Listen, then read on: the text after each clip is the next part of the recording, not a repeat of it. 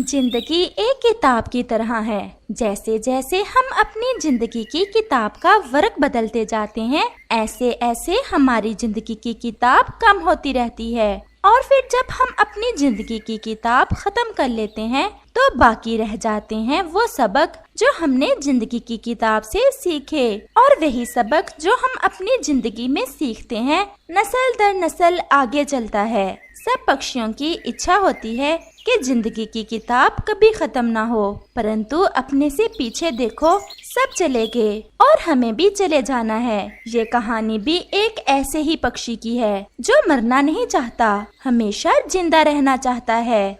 साहब, मैं सुबह से काम कर रही हूँ, मैं थक गई हूँ और आप मेरी मजदूरी भी पूरी नहीं दे रहे हो। हमारी बात हुई थी कि काम खत्म होने पर आप मुझे 10 दाने चावल दोगे। 5 दाने दे रहा हूँ, अगर ज्यादा संगीत सुनाए तो वो भी नहीं दूंगा। चुपचाप भाग जाओ यहाँ से, बड़ी आई मुझे भाषण देने वाली। फिर वो छोटी बुलबुल वहाँ से चली जाती है। अच्छा ही हुआ जो ये 5 दाने चावल भी छोड़ गई, आज का भोजन तो चलेगा। वो कौवा बहुत अमीर कौवा था। जग्गू बेटा, आज मैंने तुम्हारे लिए घर के पीछे वाला आमों का पूरा बाग ही खरीद लिया है। मेरे पापा तो मुझसे बहुत प्यार करते हैं, मैं भी अपने पापा का ऐसे ही ख्याल रखूंगा जब मेरे पापा बूढ़े हो जाएंगे। चुप कर जाओ, कौवे कभी बूढ़े नहीं होते, और वो भी मेरे जैसे अमीर कौवे।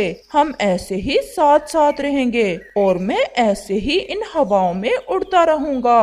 भोजन खाकर सो जाना, मैं थोड़ी देर नदी पर जा रहा हूँ। फिर वो कौवा नदी की दिशा में चला जाता है। कबूतर जी, कोई नया घर भी बनाया है या उसी पुराने घर में ही जी रहे हो? मेरा घर बहुत प्यारा है, मैं अपने घर में अपने परिवार के साथ खुशी की जिंदगी गुजार रहा हूँ, सब खुश हैं। मैंने तो अपने बेटे के लिए एक आमों का बाग खरीदा है और एक सुंदर सा घर भी बनवा रहा हूँ अपने घर के साथ ही। गरीब पक्षियों को मजदूरी तो तुम देते नहीं हो, अभी कल ही बुलबुल रो रही थी। जो भी कर लो, ये गरीब तो ऐसे ही बातें बनाते रहते हैं। कौवे जी, अब जिस उम्र में हम जा रहे हैं, हमारे लिए अच्छा नहीं कि हम दिन रात धन के पीछे भागें। क्या हुआ उम्र को? अभी तो मैं जवान हूँ, मेरे पंख ठीक हैं, मैं अच्छे से उड़ सकता हूँ, मैं सब कर सकता हूँ। परंतु एक दिन आएगा जब ये सब नहीं होगा। ऐसा कहते हुए कबूतर वहाँ से उड़ जाता है। कौवा भी वापस अपने घर चला जाता है। दूसरे रोज चिड़िया कौवे के पास आती है। कौवे भैया, आपने कहा था कि जग्गू की शादी करना है, मेरी नजर में एक बहुत सुंदर कवि है। चिड़िया, वो कौवी अच्छी तो है ना, मेरी सेवा भी करेगी।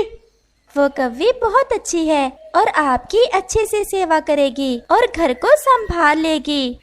अमीर है या गरीब? नहीं, वो ज्यादा अमीर नहीं है, वो है तो गरीब, परंतु मन की बहुत अच्छी है। सॉरी चिड़िया, मैं अपने बेटे की शादी किसी गरीब कवि से नहीं कर सकता। तुम्हें तो पता है सारी जिंदगी मैंने कितना माल जमा किया है अपने बेटे के लिए। मेरा बेटा एक अमीर कौवा है और हम गरीबों से अपने संबंध नहीं रखना चाहते।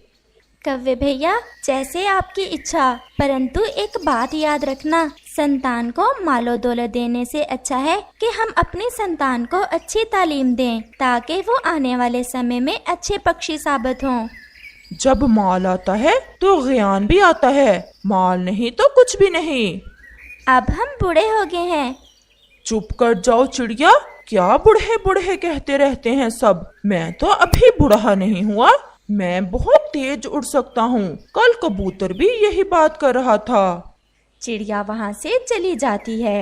ऐसे ही कुछ दिन गुजर जाते हैं। दोस्तों के साथ वॉक करने जा रहा हूँ। कबूतर, चिड़िया और कौवा सुबह सुबह की ठंडी हवा में वॉक कर रहे थे। क्या हुआ? आप सब क्यों बैठ गए हो? अभी और उड़ो, थोड़ा और आगे जाते हैं। हमसे और नहीं उड़ा जाता।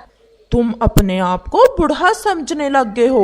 मैं उम्र में तुमसे बड़ा हूँ, परंतु मैं इतना और उड़ सकता हूँ। मैंने कई बार कहा है कि पक्षी बूढ़े नहीं होते, बस अच्छा भोजन हो और रुपए पैसा।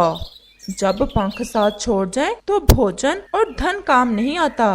ये समय के साथ साथ पता चलता है। फिर वो सब वहाँ से चले जाते हैं। शाम का समय था। कौवा नदी पर बैठा हुआ था कि अचानक से कौवे को अपने सर में चक्कर सा महसूस होता है और वो गिर जाता है। क्या हो गया? ये क्या हो गया पिताजी को? बहुत ज्यादा उड़ने से कालू का ब्लड प्रेशर बढ़ गया था और इसे फालज का अटैक हुआ है। मैं आपसे कुछ छुपाना नहीं चाहती। कालू अब कभी उड़ नहीं सकेगा। बस इसकी चोंच में भोजन डालते रहना। मैंने दवा दे दी है, थोड़ी देर में ये बोलने लग जाएगा। मुझे क्या हुआ है? मुझे क्या हुआ है? पिताजी, फालज का अटैक हुआ है आपको और अब आप कभी भी उड़ नहीं सकेंगे। ये सुनकर कालू रोने लग जाता है। कबूतर और चिड़िया, तुम सच ही कहते थे। मैं बूढ़ा हो गया हूँ। काश मैंने अपनी जिंदगी में अच्छे काम किए होते तो मुझे मरते समय इतना डर ना होता।